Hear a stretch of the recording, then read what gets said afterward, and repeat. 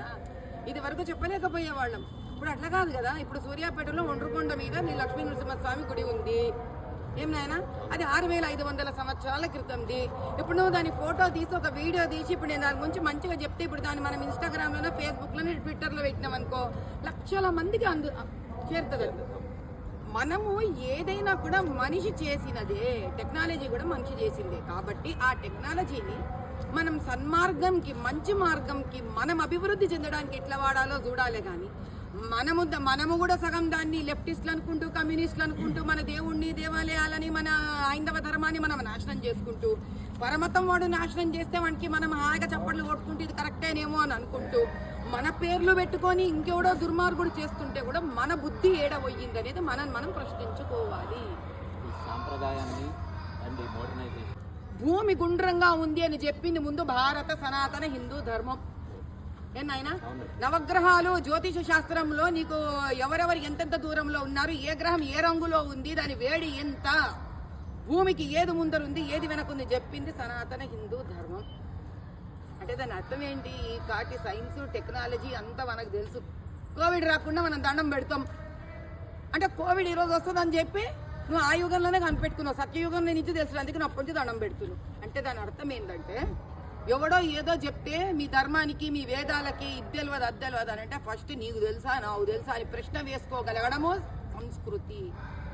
కానీ ఈరోజు ప్రాపంచిక భాషలను నేర్చుకొని, ప్రపంచం నేర్పిన సైన్సు టెక్నాలజీని నేర్చుకొని నాదైన హిందూ ధర్మం సభ్యతా సంస్కృతిని తక్కువగా నీకుండా 10 మందికి ఇవ్వగలిగినట్టు అటు విద్యలను ఇటు సంస్కృతిని కూడా రెండు సమన్వయంగా ఒక చోట పెట్టి తీసుకోపోగలిగిన శక్తి ప్రతి హిందువుకి ఉంది. కాబట్టి ఫస్ట్ నీ ధర్మంని ఫస్ట్ నువ్వు క్వశ్చన్ చేయడం మానే, ప్రశ్నించడం మానే.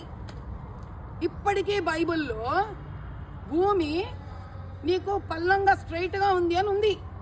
మరి వాడు ప్రశ్నిస్తున్నాడా వాడు బైబిల్ని? అలా మనం ఎందుకు చేస్తున్నాం? తప్పెవరిలో ఉంది? నీలో, నాలో, హిందువులలో.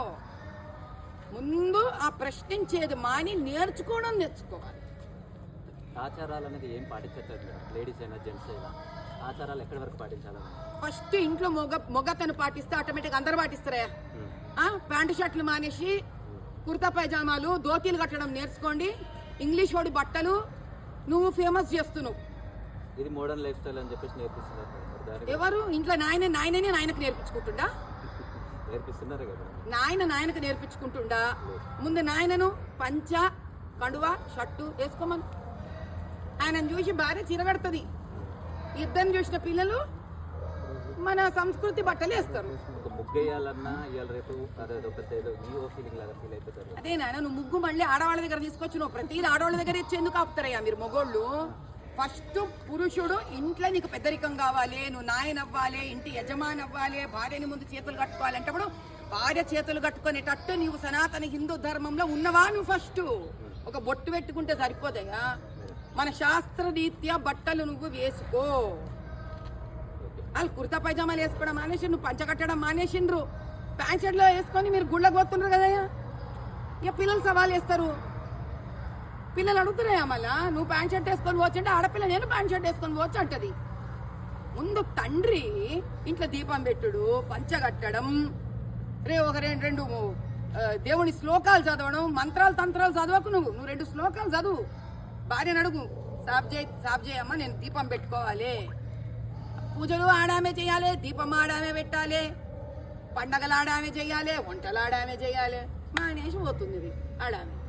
మగవాళ్ళు కనుక ముందు మళ్ళీ నిలబడి ధర్మాన్ని వాళ్ళు బట్టలలో, మాటలలో, భక్తిలో, పూజలో చూపిస్తే ఏ ఇంట్లో భార్య చెయ్యదు. నన్ను సవాల్ నువ్వు తిరిగి మళ్ళీ ఇంకోసారి ఇంటర్వ్యూ చేయి, నేను చూస్తాను. ఆ ఇంట్లో పిల్లలు ఎందుకు వినరో నువ్వు సవాలై ఆ రోజు మళ్ళీ నేను జవాబు